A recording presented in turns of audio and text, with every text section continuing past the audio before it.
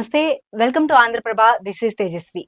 లోక్సభ ఎలక్షన్స్‌లో ఈసారి కూడా బీజేపీ మరొకసారి గెలిచి హ్యాట్రిక్ విజయాన్ని సాధించి నరేంద్ర మోదీ గారు ప్రధానిగా మరోసారి మూడవసారి ప్రమాణ స్వీకారం చేశారు.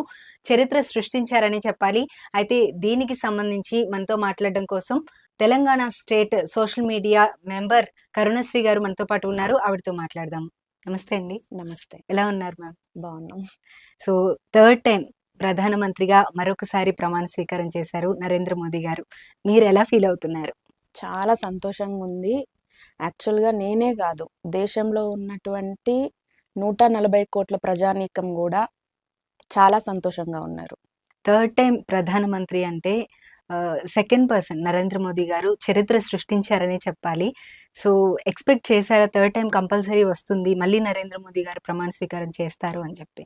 తప్పకుండా అందరము ఎక్స్‌పెక్ట్ చేసాము. యాక్చువల్‌గా మేమే కాదు, ఔట్ సైడ్ ద కంట్రీ వేరే దేశాల నుంచి కూడా ప్రధానమంత్రిగా మళ్ళీ మీరే అవుతున్నారు, మా దేశానికి రండి అని ఇన్విటేషన్స్ కూడా అందుకున్నారు మోడీ గారు. అండ్ సెకండ్ పర్సన్ అని చెప్పుకోవాలంటే ఫస్ట్ పర్సన్ మనకి నెహ్రూ గారు. అవును. నెహ్రూ గారు 3 టైమ్స్ అయ్యారు గానీ అప్పుడు అపోజిషన్ పార్టీస్ అనేవి లేవు ఆ సమయంలో. ఇప్పుడు ఇన్ని అపోజిషన్ పార్టీస్, ఇన్ని లోకల్ పార్టీస్ ఇన్ని ఉన్నప్పుడు కూడా మళ్ళీ థర్డ్ టైము ప్రైమ్ మినిస్టర్గా ఫస్ట్ పర్సన్ అని చెప్పాలి. అండ్ దానికైతే చాలా గర్వపడుతున్నారనే చెప్పాలి. మీ ఫేస్ లో కూడా కనిపిస్తుంది ఎస్, ఆఫ్ కోర్స్, ప్రౌడ్నెస్ అనేది. కానీ ఈసారి వచ్చేటప్పటికి నరేంద్ర మోదీ గారు మొదటి నుండి కూడా చెప్తున్నారు 400 సీట్లు వస్తాయి ఓన్లీ బీజేపీ వరకు అని చెప్పి కూడా చెప్పారు ఆయన.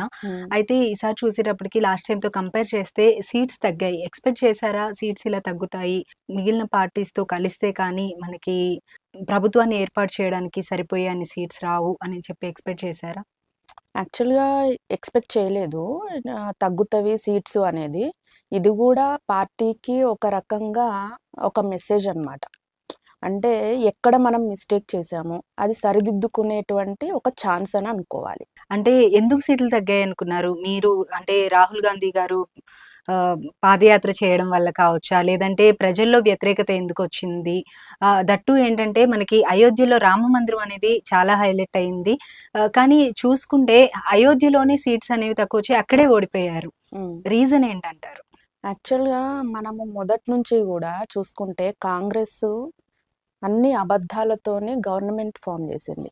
మీరు పక్క రాష్ట్రం తీసుకోండి, కర్ణాటక. అక్కడ అబద్ధాలతోనే గ్యారంటీలు అని చెప్పేసి ఇచ్చేసి అక్కడ గవర్నమెంట్ ఫామ్ చేసింది. అక్కడ తన్నుకుంటున్నారు ఇప్పుడు. తర్వాత వచ్చిన అసెంబ్లీ ఎలక్షన్స్ తెలంగాణలో.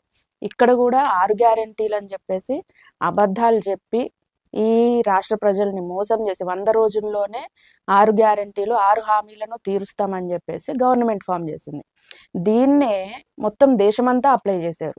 ఇవే గ్యారంటీస్ 8,500 ప్రతి నెల మీ యొక్క బ్యాంక్ అకౌంట్స్లో టకా టకా టకా టకా పడతాయి అని చెప్పేసి రాహుల్ గాంధీ ఒక అనౌన్స్మెంట్ ఏదైతే చేశారో, ఒక అబద్ధం ఏదైతే స్ప్రెడ్ చేశారో అది ప్రజల్లోకి బలంగా వెళ్ళింది. అండ్ ఇంకొక విషయం ఏంటంటే రాజ్యాంగాన్ని మారుస్తారు, బీజేపీ గవర్నమెంట్ వస్తే, మోడీ వస్తే రాజ్యాంగాన్ని మారుస్తారు, రిజర్వేషన్స్ తీసేస్తారు అనే అబద్ధాలు కూడా ప్రజల్లోకి బలంగా వాళ్ళు తీసుకెళ్ళగలిగారు. దానివల్ల మేము కొంత నష్టపోయాం కానీ పూర్తి నష్టమేం జరగలేదు. ఇప్పుడు ఎవరైతే కాంగ్రెస్ పార్టీ నుంచి విన్ అయ్యారో వేరే రాష్ట్రాలలో కానీ ఎలా ఉందంటే మొత్తం వాళ్ళ పార్టీ ఆఫీసుల బయట లైన్లు కట్టారు. మాకు 8,500 కావాలి అని, గ్యారంటీ కార్డు ఇచ్చారు, మాకు ఇవ్వలేదు అని. సో ఇలాంటివన్నీ జరుగుతున్నాయి, ఫ్యూచర్లో ఇంకా జరుగుతాయి. కాబట్టి అబద్ధాల మీద గొడవలు కట్టాలనుకుంటే ఎప్పుడైనా కానీ దెబ్బతినాల్సిందే. తెలంగాణలో కూడా కాంగ్రెస్ గెలిచినప్పటికీ పరిస్థితి అబద్ధపు ఇదిగానే హామీలుగానే ఉందంటారు. అబద్ధాల పునాదుల మీద ఏర్పరచుకున్న గవర్నమెంట్ ఇప్పుడు ఇది. అయితే ఇంకొకటి, మనం దేశం మొత్తంలో కనుక మాట్లాడుకుంటే 400 సీట్స్ కి ఆయన చెప్పిన దాని ప్రకారం సీట్స్ తగ్గాయి. కానీ తెలంగాణ వరకు మాట్లాడుకుంటే కనుక తప్పకుండా అసెంబ్లీ ఎలక్షన్స్ తో కంపేర్ చేస్తే మంచి గ్రోత్ ఉందనే చెప్పాలి. అసెంబ్లీ ఎలక్షన్స్ లో పెద్దగా ప్రజల్లోకి ఇంత పాజిటివిటీ అయితే కనిపించలేదు. ఎమ్మెల్యే సీట్స్ కావచ్చు ఇదంతా కూడా. కానీ లోక్సభ ఎలక్షన్స్ కి వచ్చేటప్పటికి 8 సీట్స్ విన్ అయ్యారు. అది ఎక్స్పెక్ట్ చేశారా 8 సీట్స్ ఇంత గ్రోత్ కనిపిస్తుంది అని చెప్పి? తప్పకుండా 8 నుంచి 12 సీట్లు వస్తాయి అని చెప్పి ఎక్స్పెక్ట్ చేసాం మేము. ఓకే. అయితే అది 8 సీట్ల దగ్గరనే ఆగిపోయింది. అయితే ఈ ఏదైతే అబద్ధాల ఉందో, ఈ అసెంబ్లీ ఎలక్షన్స్‌ని, లోక్‌సభ ఎలక్షన్స్‌ని అసలు కంపేర్ చేయలేము. ఏ రాష్ట్రానికి ఆ రాష్ట్రం సెపరేట్ ఉంటది. లోక్‌సభ ఎలక్షన్స్ దగ్గరకొచ్చేసరికి ఎవ్వరు గూడా ఏ కాన్స్టిట్యుయెన్సీలో గూడా క్యాండిడేట్‌ని చూడలేదు. మోడీ గారిని మాత్రమే జూసారు. మోడీ గారి డెవలప్‌మెంట్‌ని మాత్రమే జూసి ఓట్లేసారు. కాబట్టి ఇది అందరి గెలుపు అనుకోవాలి. థ్యాంక్ యూ సో మచ్ అండి మీ ఇంటర్వ్యూ ఇచ్చినందుకు. Thank you. సో ఇది ఇవాల్టి స్పెషల్ ఇంటర్వ్యూ. మరో కార్యక్రమంలో మళ్ళీ కలుద్దాం. అంతవరకు చూస్తూనే ఉండండి ఆంధ్రప్రభ.